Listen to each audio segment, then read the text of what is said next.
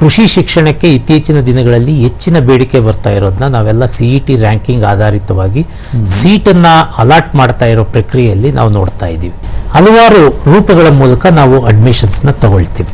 ಅಂದರೆ ಮೊದಲನೇದಾಗಿ ನಮಗೆಲ್ಲ ಗೊತ್ತಿದ್ದಂಗೆ KCET ಮೂಲಕ ಮೊದಲನೇದು, ಅದು ಮಕ್ಕಳು ತಮ್ಮ ಆಯ್ಕೆಯನ್ನು ಅದರಲ್ಲಿ ನಮೂದಿಸಿರ್ತಾರೆ. ಆ ನಮೂದನೆ ಮೇಲೆ KCET ಇಂದ ಕಂಪ್ಯೂಟರ್ ಆಧಾರಿತ ಸೀಟ್ ಅಲಾಟ್ಮೆಂಟ್ಗಳಾಗುತ್ತೆ. ಆ ಕೋರ್ಸ್ಗಳನ್ನು ಅವರು ಪರ್ಸ್ಯೂ ಮಾಡಬೇಕು.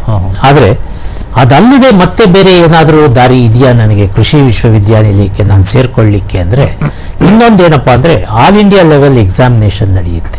ICAR ಇಂದ NTA ನವರು ಮಾಡ್ತಾ ಇರುವಂಥ ಎಕ್ಸಾಮಿನೇಷನ್. ಈಗ ಅದರಲ್ಲಿ 20% ಸೀಟನ್ನು ಅಖಿಲ ಭಾರತ ಕಾಂಪಿಟೇಟಿವ್ ಎಕ್ಸಾಮ್ ತಗೊಂಡಿರುವಂಥ ಸ್ಪರ್ಧಾತ್ಮಕ ಪರೀಕ್ಷೆ ಬರೆದಿರುವಂಥ ವಿದ್ಯಾರ್ಥಿಗಳಿಗೆ ದೇಶಾದ್ಯಂತ ಇರೋ ಯಾವುದೇ ವಿಶ್ವವಿದ್ಯಾನಿಲಯದಲ್ಲಿ 20% ಸೀಟುಗಳನ್ನು ಮೀಸಲಾಗಿಟ್ಟಿರ್ತಾರೆ.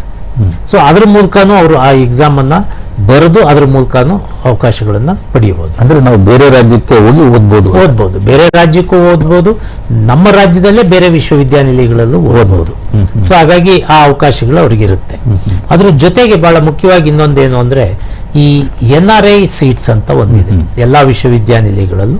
ಅದರಲ್ಲಿ NRI ಅಥವಾ NRI ಸ್ಪಾನ್ಸರ್ಡ್ ಅನ್ನೋ ಸೀಟ್ಗಳು, ಅದು 10% ಇರುತ್ತೆ ಪ್ರತಿ ವಿಶ್ವವಿದ್ಯಾನಿಲಯಗಳಲ್ಲಿ.